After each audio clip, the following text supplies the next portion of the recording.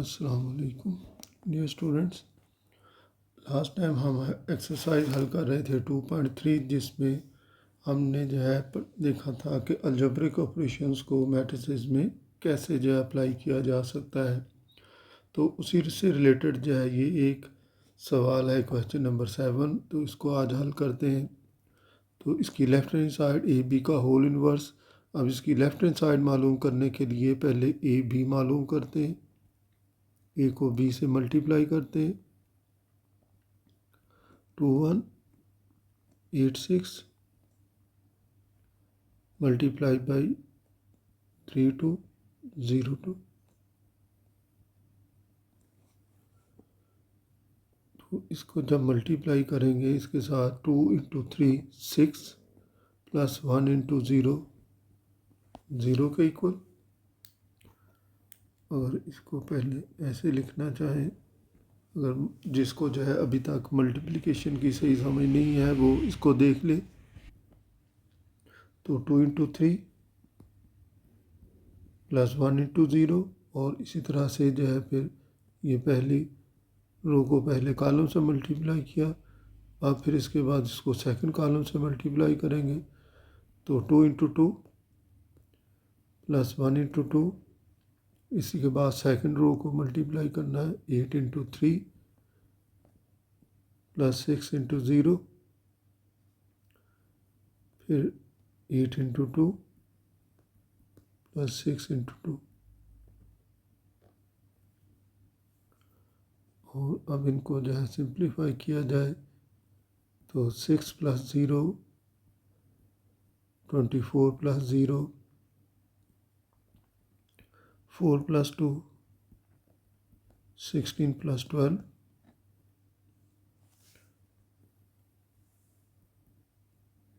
and this is equals to 6 24 6 and 28।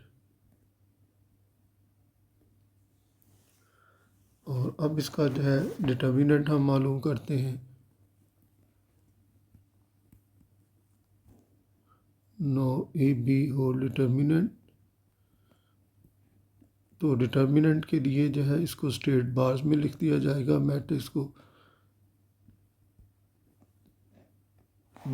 जो है ये स्क्वायर ब्रैकेट्स में होता है और डिटर्मिनेंट स्ट्रेट बार्स में होता है। तो अब इसको मालूम करने के लिए 6 को 28 से मल्टीप्लाई करेंगे, माइनस 6 को 24 से मल्टीप्लाई किया जाएगा। तो ये बन जाएगा 168 minus 144 which is equals to 24। तो फिर इस डिटर्मिनेंट की वैल्यू 24 के इक्वल आ गई।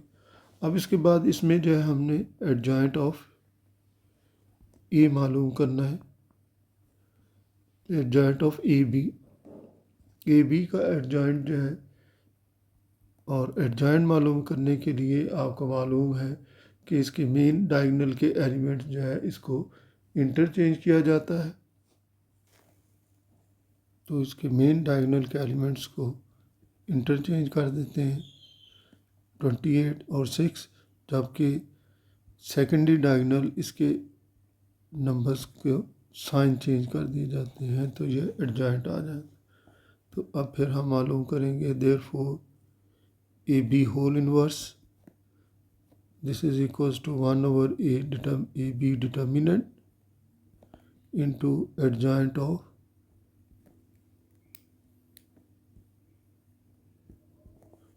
Of A B. क्योंकि हमने पढ़ा हुआ है ए इनवर्स इक्वल होता है 1 over A determinant into adjoint A. तो अब इनकी वैल्यूज़ इसमें रिप्लेस कर दें। तो इसकी वैल्यू है 24 और मैट्रिक्स है, तो एडजॉइंट ऑफ ए बी ये है 28 माइनस 6 माइनस 24 एंड 6। तो अब 24 को सब के साथ डिवाइड कर दिया जाएगा। तो 28 डिवाइडेड बाई 24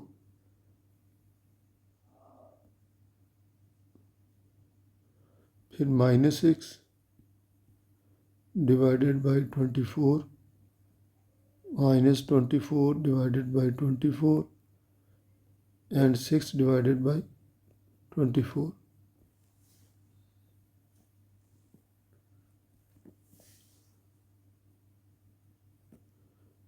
तो इसको जो है सिंप्लीफाई किया जा सकता है। 4 9s are 4 7s are 28, 4 6 are 24 and this is equals to -1/4 equals to -1 and this is equals to 1/4। तो ये हमें ए बी का होल इन्वर्स हासिल हो गया। और चूँकि ये लेफ्ट हैंड साइड है जिस इक्वल हमने इसको प्रूव करना है, इसलिए इसको इक्वेशन 1 कह देते हैं। अब इसके बाद 9 इसके ए इन्वर्स ए का डिटर्मिनेंट मालूम करते हैं। A determinant this is equals to 2 1 8 6 2 into 6 minus 1 into 8 equals to 12 minus 8 equals to 4। इसको भी जो है अगर हम कह दें कि this is not equal to 0, तो this implies that A B inverse exist. A B whole inverse exist करता है। और ऐसा ही यहाँ पर भी कह सकते हैं this is not equal to 0, तो this implies that A inverse exist. अब इसके बाद इसका एडजॉइंट मालूम करना है। Adjoint of A, this is equal main diagonal के एलिमेंट्स को इंटरचेंज करते हैं 6 2, और सेकेंडरी डायगोनल एलिमेंट्स के साइन चेंज किए जाते हैं। तो therefore A inverse which is equals to 1 over a determinant into adjoint of ए के इक्वल है।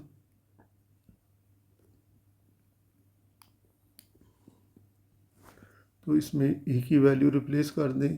ए डिटर्मिनेंट की value A determinant equals to 4 है, तो 1 over 4 इंटू एडजॉइंट 6 -1 -8 एंड 2। तो हर नंबर को 4 से डिवाइड कर दिया जाए। मैट्रिक्स को जब किसी नंबर से डिवाइड करते हैं या मल्टीप्लाई करते हैं तो उस मैट्रिक्स का हर एलिमेंट उस नंबर से मल्टीप्लाई या डिवाइड होता है। मल्टीप्लाई हो तो मल्टीप्लाई होता है, और अगर डिवाइड कर रहे हों तो वो डिवाइड होता है। तो दिस इज इक्वल्स टू 3/2 -1/4 और -2 एंड 1/2। इसको जो है इतना सिंप्लीफाई करने की ज़रूरत नहीं है, चूँकि हमने इनको मल्टीप्लाई ही करना है, लेकिन मल्टीप्लाई करते वक्त हम इस वैल्यू को यूज़ कर लेंगे। अब इसमें जो है बी का मालूम करते हैं। बी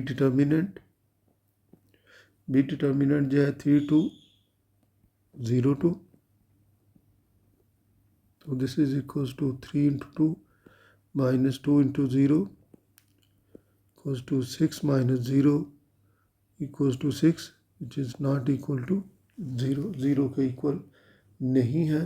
तो देयरफॉर बी इनवर्स एग्जिस्ट।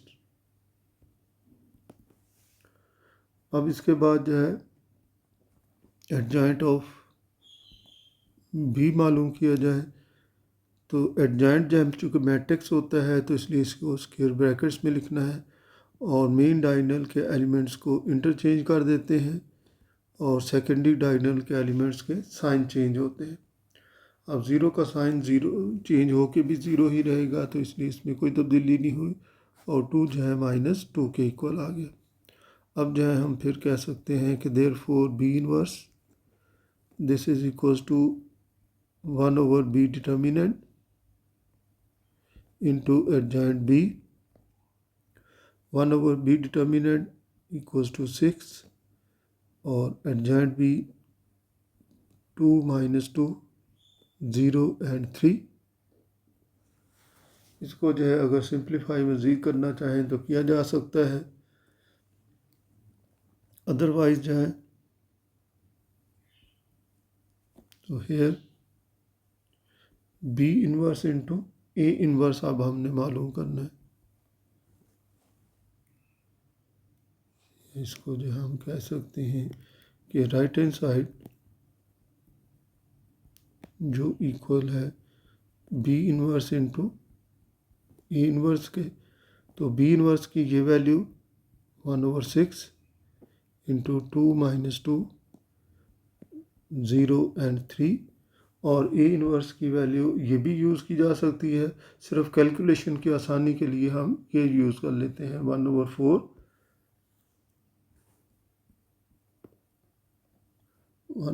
6 - 1 -8 और 2 जी 6 - 1 -8 और 2 इंटू 1/4। तो अब इसको जो है ये दोनों मल्टीप्लाई होंगे तो 1/36 हो जाएगा। और ये दोनों मैट्रिसेस अब आपस में मल्टीप्लाई करने हैं, तो इसकी फर्स्ट रो को फर्स्ट कॉलम से मल्टीप्लाई करना है 2 × 6 प्लस -2 इंटू -8, फिर सेकंड कॉलम से मल्टीप्लाई करना है 2 इंटू -1 प्लस -2 इंटू 2, और इसी तरह से जो है सेकंड रो को मल्टीप्लाई करेंगे 0 इंटू 6 प्लस 3 इंटू -8, और उसके बाद सेकंड कॉलम से मल्टीप्लाई करेंगे 0 इंटू -1 प्लस 3 इंटू 2,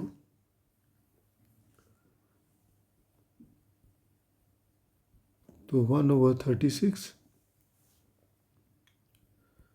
तो 12 प्लस 16 0 - 24 -2 -4 और 0 प्लस 6। अब इसको जो है हम मज़ीद सिंप्लीफाई करते हैं। ये सॉरी एक छोटी सी करेक्शन करनी है, ये 1/4 है, तो 1/4 यहाँ पर इसकी वैल्यू जब हम लिखेंगे तो ये 1/4 होगी, और फिर 1/4 की वजह से ये 1/24 6 इंटू 4 24 बनेगा।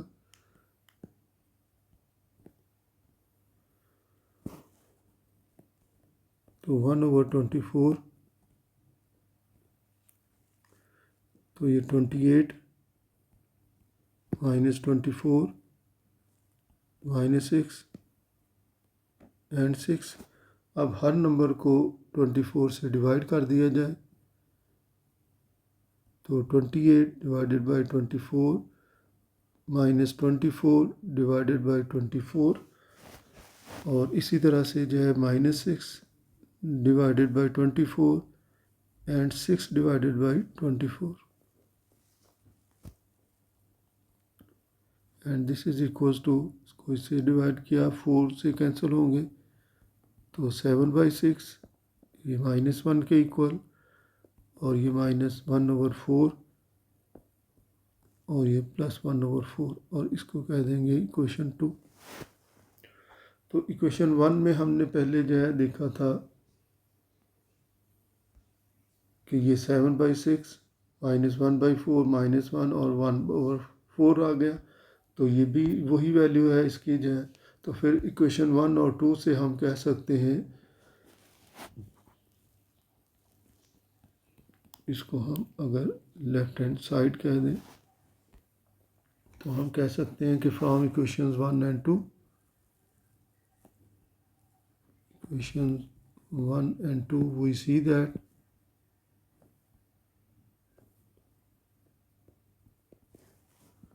लेफ्ट हैंड साइड जो कि ए बी का होल इनवर्स थी equals to B inverse into A inverse, जो कि राइट हैंड साइड थी इसकी जो है, और इसी के इक्वल हमने इसको प्रूव करना था। तो इसमें बाकी पार्ट भी सारे जो है वो इसी तरह के हैं। तो इसके साथ ही ये एक्सरसाइज मुकम्मल हुई। अब इसके बाद हम अगली एक्सरसाइज में जो है देखते हैं कि उसमें क्या पढ़ना है। उसमें हमने जो है प्रॉपर्टीज़ ऑफ द डिटर्मिनेंट देखनी। तो अभी हम शुरू करते हैं properties of determinants.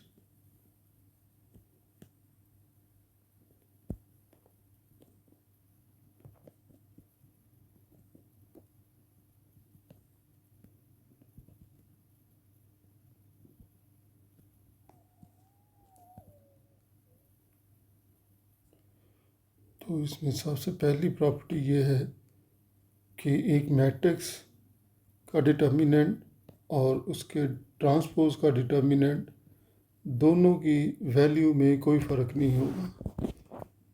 Determinant of A matrix and it's transpose is equal, is always equal, ये हमेशा इक्वल होंगे। ये पहली प्रॉपर्टी है। इसके बाद दूसरी प्रॉपर्टी ये है कि अगर किसी रो या किसी मैट्रिक्स के दो रोज या दो कॉलम्स को इंटरचेंज किया जाए, यानी कि अगर A11 A12, ये मैं 2x2 के मैट्रिक्स के लिए लिख रहा हूँ, लेकिन इसी तरह से ये 3x3 या 4x4 के या किसी भी ऑर्डर के स्क्वायर मैट्रिक्स के लिए हम इसको लिख सकते हैं। तो ये एक मैट्रिक्स का डिटर्मिनेंट है।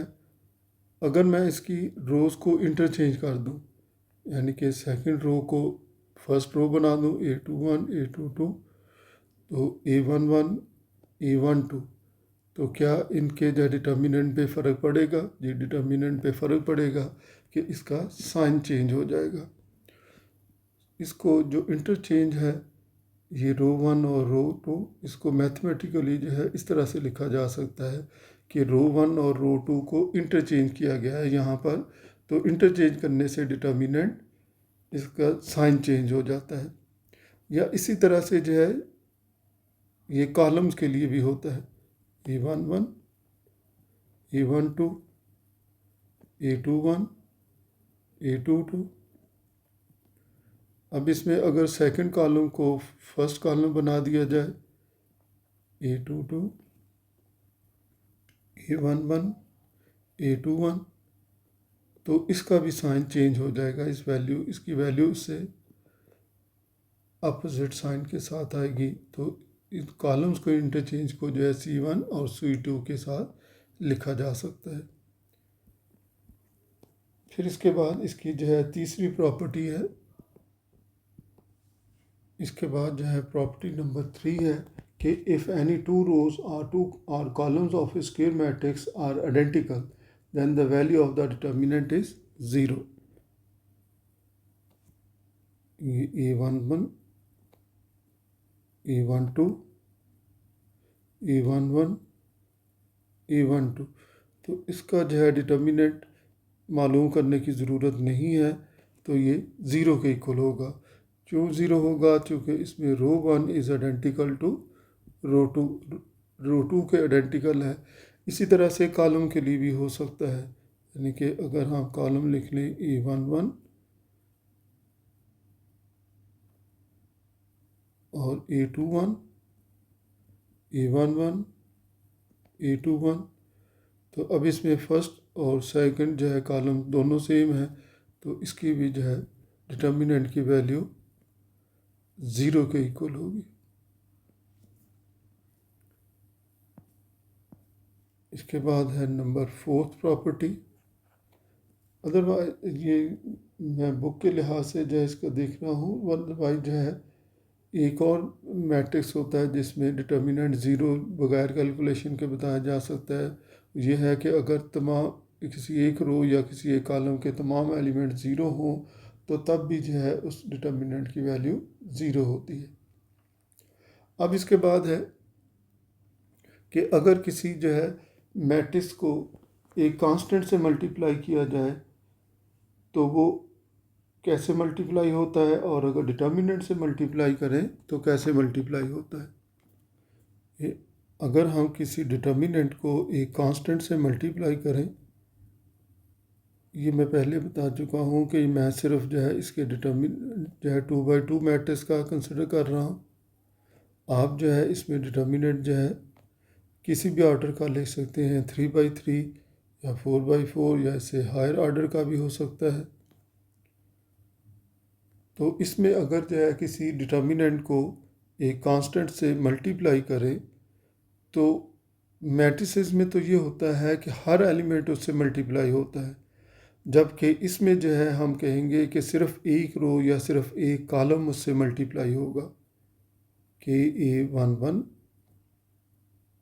KA12, A21, A22। तो मैंने इसको जो है सिर्फ कांस्टेंट को, और ये K जो है नॉन ज़ीरो होना चाहिए। ये नहीं हो सकता कि ज़ीरो से मल्टीप्लाई करें तो उसका जो है कहें कि ये सारे जो है से मल्टीप्लाई हो गए। नॉन ज़ीरो नंबर से पॉजिटिव भी हो सकता है, नेगेटिव भी हो सकता है। तो मैंने इसको सिर्फ जो है फर्स्ट रो से मल्टीप्लाई किया है। क्यों किया है? कोई ख़ास वजह नहीं है। इसको फर्स्ट रो से भी मल्टीप्लाई कर सकते हैं, सिर्फ अकेले सेकंड रो से भी कर सकते हैं, या सिर्फ अकेले फर्स्ट कॉलम से, या सिर्फ अकेले सेकंड कॉलम से भी मल्टीप्लाई कर सकते हैं।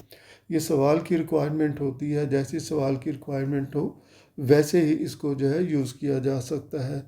तो जो फ़र्क है वो आपने याद रखना है कि मैट्रिक्स को जब किसी कांस्टेंट से मल्टीप्लाई करते हैं तो उस मैट्रिक्स का हर नंबर उससे मल्टीप्लाई होता है, लेकिन अगर हम किसी डिटर्मिनेंट को मल्टीप्लाई करें तो उसकी सिर्फ एक रो या सिर्फ एक कॉलम उससे मल्टीप्लाई होता है, बाकी जो है रोज़ या कॉलम वैसे के वैसे ही रहते हैं। इसके बाद है प्रॉपर्टी नंबर 5।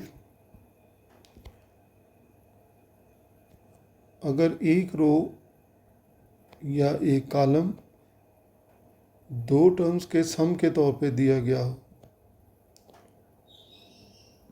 और A12, A22, जैसे कि इसका फर्स्ट कॉलम जो है ये सम ऑफ टू टर्म्स है, तो ऐसे जो है डिटर्मिनेंट को सम ऑफ टू डिटर्मिनेंट्स के तौर पे लिखा जा सकता है।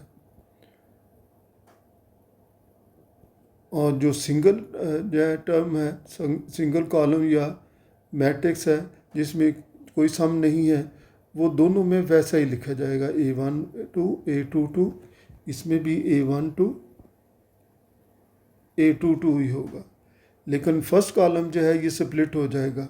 पहले का जो है डिटर्मिनेंट में ये A11, A21 आ जाएगा, जबकि दूसरे में जो है ये B11 और B21 आ जाएगा।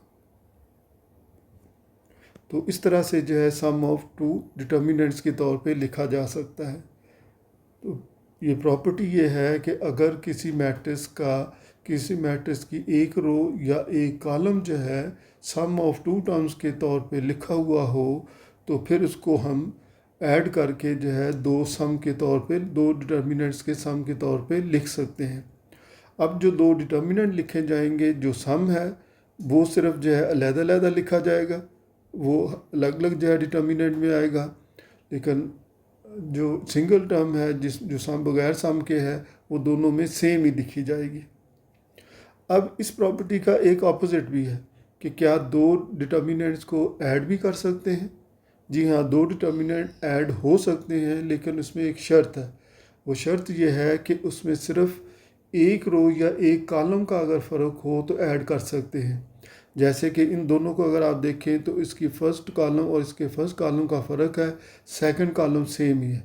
और अगर 3x3 का होता तो उसमें भी जो है अगर सिर्फ फर्स्ट रो का दोनों में फ़र्क हो या सेकंड रो का दोनों में फ़र्क हो या थर्ड रो का दोनों में फ़र्क हो तो फिर उनको ऐड किया जा सकता है। और ऐड कैसे करेंगे? अब जो सेम है कॉलम जो है या रोज़ सेम है तो वो ऐड नहीं होंगी, वो सिर्फ उसमें से एक ही बार उसको लिखा जाएगा। हाँ, अलबत्ता जो डिफरेंट रोज़ या कॉलम्स होंगे वो ऐड होके लिखे जाएंगे। इस प्रॉपर्टी को इस तरह से भी देखा जा सकता है। अगर कभी MCQ के लिए जो है या किसी सवाल के लिए इसको लिखा गया है तो आपके जो है इल्म में होना चाहिए कि इसको इस तरह से जो है लिख सकते हैं। अब छठी प्रॉपर्टी ये है कि अगर किसी रो या किसी कॉलम के तमाम एलिमेंट ज़ीरो हो जाएं तो उस डिटर्मिनेंट की वैल्यू भी ज़ीरो के इक्वल होगी। या ऐसे हो A11 A21 0 0 हो तो तब भी जो है इस डिटर्मिनेंट की वैल्यू ज़ीरो के इक्वल होगी। इसके बाद है इसकी जो है सेवन्थ प्रॉपर्टी। तो सेवन्थ प्रॉपर्टी ये है, ये एक हमारे पास डिटर्मिनेंट है A11 A12 A21 A22।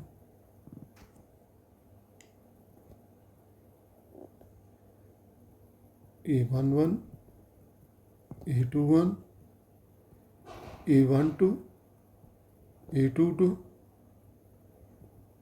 Plus के A11 प्लस के A21। अगर किसी मैट्रिक्स को किसी डिटर्मिनेंट की एक रो या एक कॉलम को ऐड किया जाए तो इसमें क्या किया है कि कॉलम 2 में ऐड किया है। किसको किया है? कॉलम 1 को के साथ मल्टीप्लाई करके, यानी कॉलम 1 को के से मल्टीप्लाई किया और कॉलम 2 में ऐड कर दिया, और इसके बावजूद कहा है कि ये सेम रहेंगे, ये दोनों इक्वल रहेंगे, यानी कि इसका जो है डिटर्मिनेंट की वैल्यू पे कोई फ़र्क नहीं पड़ता। तो फिर सेवन्थ प्रॉपर्टी इस लिहाज से ये है कि अगर किसी मैट्रिक्स के डिटर्मिनेंट की एक रो या एक कॉलम को किसी नंबर से मल्टीप्लाई करके किसी दूसरी रो या कॉलम में ऐड कर दें तो ऐसा करने से जो है डिटर्मिनेंट की वैल्यू पे कोई फ़र्क नहीं पड़ता। जैसे अभी मैंने कॉलम के लिए किया है, अगर मैं इसको रो के लिए लिखूं तो तब भी जो है ऐसा ही होगा, अब भी इसमें जो है कोई फ़र्क नहीं पड़ेगा। A11 A12 A21 प्लस के A11 A22 प्लस के A12। तो इसमें तब्दीली किस में की गई है? रो 2 में। जिसमें तब्दीली हो उसको पहले लिखते हैं, और क्या किया गया है, इसमें ऐड किया गया है रो 1 को के से मल्टीप्लाई करके, और इसके बावजूद कहा गया है कि इस डिटर्मिनेंट की वैल्यू आपस में दोनों की सेम रहेगी, डिटर्मिनेंट की वैल्यू पे कोई फ़र्क नहीं पड़ता। और इसके बाद इसकी जो है 8th प्रॉपर्टी है कि अगर कोई ट्रायंगुलर मैट्रिक्स हो, अपर हो या लोअर हो, A11 A12 A13 0 A22 A23 and 0 0 A33, तो इसका डिटर्मिनेंट डायरेक्ट लिखा जा सकता है। और ये अपर ट्रायंगुलर मैट्रिक्स है जिसमें डायगोनल से नीचे तमाम एलिमेंट ज़ीरो हों वो अपर होता है, जिसमें मेन डायगोनल से ऊपर तमाम एलिमेंट ज़ीरो हों वो लोअर ट्रायंगुलर मैट्रिक्स होता है। तो ऐसे ट्रायंगुलर मैट्रिक्स का डिटर्मिनेंट इसके मेन डायगोनल के एलिमेंट्स का प्रोडक्ट होगा। A11 A22 और A33 का प्रोडक्ट जो है, तो इसको कैलकुलेट करने की ज़रूरत नहीं है, तो इसमें डायरेक्ट लिख सकते हैं कि इसकी वैल्यू इसके product of the diagonal elements होगा। अगर मैं इसको लिखना चाहूँ तो लिख सकते हैं कि प्रोडक्ट ऑफ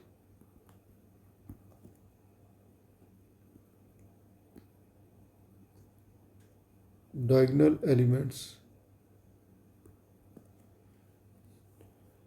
और ऐसा ही जो है लोअर ट्रायंगुलर मैट्रिक्स के लिए भी हो सकता है। A11 0 0 A21 A22 0 A31 A32 0।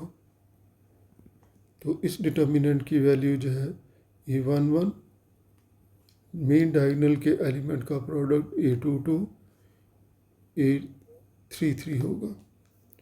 तो स्टूडेंट्स, आपने एक बात याद रखनी है कि मैट्रिक्स हमेशा स्क्वायर ब्रैकेट्स में लिखा जाता है, जबकि डिटर्मिनेंट जो है स्ट्रेट बार्स में लिखते हैं। स्टूडेंट ये बहुत ज़्यादा गलती करते हैं शुरू में, ख़ास तौर पे जो है।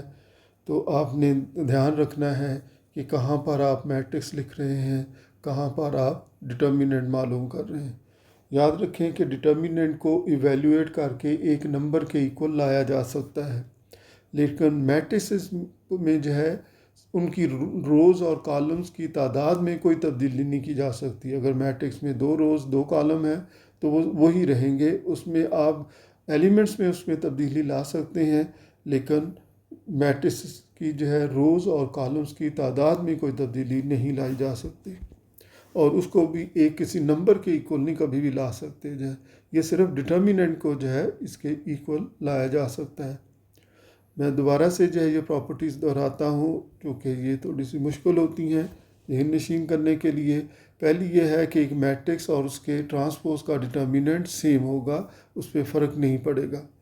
अगर किसी मैट्रिक्स की 2 रोज़ या 2 कॉलम्स को आपस में इंटरचेंज किया जाए तो उसका जो है डिटर्मिनेंट की वैल्यू पे क्या फ़र्क पड़ता है, उसका साइन चेंज हो जाता है।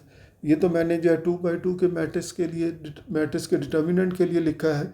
ऐसे ही 3x3 का अगर जो है मैट्रिक्स का डिटर्मिनेंट हो तो उसमें फर्स्ट और सेकंड रो को भी इंटरचेंज कर सकते हैं, फर्स्ट और थर्ड को भी इंटरचेंज कर सकते हैं, सेकंड और थर्ड को भी इंटरचेंज कर सकते हैं। तो जिसको भी इंटरचेंज किया जाए, एक चेंज करेंगे तो नेगेटिव साइन आ जाएगा, एक और चेंज करेंगे तो वो फिर पॉजिटिव साइन आ जाएगा। तो इस तरह से जो है इसमें चेंज की जा सकती है। और तीसरी प्रॉपर्टी ये है कि अगर कोई सी 2 रोज़ या कोई सी 2 कॉलम सेम हो जाए, ये जैसे कि ये है यहाँ पर रो 1 रो 2 आइडेंटिकल हैं, ये रो 1 और ये रो 2, तो बगैर कैलकुलेट किए बताया जा सकता है कि ये डिटर्मिनेंट 0 होगा, चाहे 2 रोज़ सेम हो या 2 कॉलम सेम हो। इसके बाद चौथी प्रॉपर्टी ये है कि एक डिटर्मिनेंट को जब एक कांस्टेंट से मल्टीप्लाई करते हैं तो उसकी सिर्फ एक रो या सिर्फ एक कॉलम उससे मल्टीप्लाई होता है। वो कौन सी रो कौन सा कॉलम हो सकता है, तो ये सवाल की रिक्वायरमेंट पे है कि जैसा सवाल हो आप किसी के साथ भी इसको मल्टीप्लाई और डिवाइड कर सकते हैं। अब इसका अपोजिट भी ये है। अपोजिट ये है कि क्या किसी डिटर्मिनेंट में से एक कांस्टेंट को कॉमन लिख सकते हैं। जी, डिटर्मिनेंट में से जो है कांस्टेंट को कॉमन लिखा जा सकता है। जब उसको कॉमन लिखेंगे तो सिर्फ एक रो या सिर्फ एक कॉलम में से उसको कॉमन लिखेंगे। अगर 2 रो में से जो है कॉमन लिख रहे हों तो वो 2 बार बाहर लिखा जाएगा। जैसे कि यहाँ पर भी होता तो बाहर के स्क्वायर लिखा जाता, के इंटू के लिखा जाता। और अगर 3 रोज़ में से कॉमन ले रहे होते हैं तो फिर उसको जो है के इंटू के लिखा जाएगा। मैट्रिसेस से फ़र्क ये है कि मैट्रिक्स में से जब किसी जो है मैट्रिक्स में से कोई कॉमन लेते हैं तो हर एलिमेंट में से कॉमन लेते हैं, जबकि डिटर्मिनेंट में ऐसा नहीं हो सकता। डिटर्मिनेंट में सिर्फ ये होगा कि कोई एक रो या कोई एक कॉलम जो है उससे मल्टीप्लाई होगा या उससे कॉमन लिख सकते हैं, और वो कौन सी रो या कौन सा कॉलम होगा ये आपकी सवाल की रिक्वायरमेंट पे डिपेंड करता है। फिफ्थ प्रॉपर्टी ये है कि अगर कोई एक रो या कोई एक कॉलम सम ऑफ 2 टर्म्स हो, जैसे कि इसमें जो है first column sum of 2 terms है, तो ऐसे डिटर्मिनेंट को सम ऑफ 2 डिटर्मिनेंट्स के तौर पे लिख सकते हैं। और जब हम इसको सम ऑफ 2 डिटर्मिनेंट्स के तौर पे लिखेंगे तो जो कॉलम जो है सम ऑफ 2 टर्म्स है तो एक जो है में कॉलम में जो है एक वैल्यू लिखनी है और दूसरे में दूसरी जो है प्लस के बाद वाली वैल्यूज़ लिखनी है, जबकि दूसरा कॉलम जो है वो सेम रहेगा दोनों में, उसमें कोई तब्दीली नहीं होगी जो। और इसका भी अपोजिट मैंने आपको बताया था कि इसका अपोजिट क्या हो सकता है कि क्या 2 जो है डिटर्मिनेंट्स को ऐड कर सकते हैं। जी, ऐड कर सकते हैं। मैट्रिसेस में जो है जब हम 2 डिटर्मिनेंट्स को ऐड करते हैं तो उसकी कंडीशन सिर्फ ये होती है कि उनका ऑर्डर सेम हो, जबकि डिटर्मिनेंट में जो है कंडीशन कोई और है कि हम सिर्फ जो है मखसूस किस्म के मैट्रिसेस जो है डिटर्मिनेंट जो है उनको ऐड कर सकते हैं। अब वो कंडीशन क्या है? वो कंडीशन ये है कि 2 ऐसे जो है डिटर्मिनेंट्स को ऐड कर सकते हैं जिसमें सिर्फ एक रो या सिर्फ एक कॉलम का फ़र्क हो, यानी कि जिसमें सिर्फ दोनों में फर्स्ट कॉलम का फ़र्क हो या दोनों में सिर्फ सेकंड कॉलम का फ़र्क हो या दोनों में सिर्फ थर्ड कॉलम का फ़र्क हो, और ऐसे ही जो है सिर्फ फर्स्ट रो का फ़र्क हो, या सिर्फ सेकंड रो का फ़र्क हो, या सिर्फ थर्ड रो का फ़र्क हो। तो जैसे कि इसमें देख सकते हैं कि ये A11, A12, A21, A22 और B11, B21 और A12, A22 है। तो इसमें किस चीज़ का फ़र्क है? फर्स्ट कॉलम का फ़र्क है, और सेकंड कॉलम सेम है। तो फिर ये कैसे ऐड होंगे? तो जिनका फ़र्क है वो आपस में ऐड हो जाएंगे, और जो सेम कॉलम है वो सिर्फ सेम एक ही बार लिखा जाएगा, उसको ऐड करके नहीं लिखना। इसके बाद छठी प्रॉपर्टी ये है कि अगर किसी एक रो या किसी एक कॉलम के तमाम एलिमेंट ज़ीरो हों, तो उसके जैसे कि इसमें जो है रो 2 जो है वो ज़ीरो है, तो इसके जो है तमाम इस डिटर्मिनेंट की वैल्यू फिर इस लिहाज से ज़ीरो के इक्वल आ गई। ये रो 2 इक्वल्स टू ज़ीरो है। और ऐसे ही जो है इसमें कॉलम 2 जो है वो ज़ीरो के इक्वल है, तो इस डिटर्मिनेंट की वैल्यू भी ज़ीरो के इक्वल होगी। सेवन्थ प्रॉपर्टी ये है कि अगर किसी एक रो या किसी एक कॉलम को एक कांस्टेंट से मल्टीप्लाई करके किसी दूसरी रो या कॉलम में ऐड कर दें, जैसे कि यहाँ पर मैंने कॉलम 1 को k से मल्टीप्लाई करके कॉलम 2 में ऐड किया है। ये कॉलम 1 है A11, इसको k से मल्टीप्लाई करके इसमें ऐड कर दिया, यानी कि A11 के A21 हो गया। तो ऐसा करने के बावजूद जो है इसकी डिटर्मिनेंट की वैल्यू जो है वो सेम रहेगी, ये इक्वल रहेंगे, इसमें जो है कोई फ़र्क नहीं आएगा, जो ये इक्वल रहेंगे। और ऐसे ही जो है अगर रो 1 को k से मल्टीप्लाई करके रो 2 में ऐड कर दें, जैसा कि यहाँ किया गया है, तो ये भी जो है सेम रहेंगी, इक्वल रहेंगी। और एट्थ प्रॉपर्टी ये है कि कोई अपर ट्रायंगुलर मैट्रिक्स हो या लोअर ट्रायंगुलर मैट्रिक्स हो, और ये A33, तो उसका डिटर्मिनेंट डायरेक्ट लिखा जा सकता है। तो वो डिटर्मिनेंट किसके इक्वल होगा? Product of diagonal elements. Diagonal पे जो एलिमेंट्स हैं उनका प्रोडक्ट ही सिर्फ जो है उसका डिटर्मिनेंट होगा, चाहे वो अपर ट्रायंगुलर मैट्रिक्स हो या लोअर ट्रायंगुलर मैट्रिक्स हो। एक और भी सूरत जो है आपको बताया था कि जो डायगोनल मैट्रिक्स होता है वो अपर ट्रायंगुलर भी होता है और लोअर ट्रायंगुलर भी होता है। A11 0 0 0 A22 0 और 0 0 A33। तो इसका डिटर्मिनेंट किसके इक्वल होगा? तो इसका डिटर्मिनेंट भी वही प्रोडक्ट ऑफ डायगोनल एलिमेंट्स होगा, A11 A22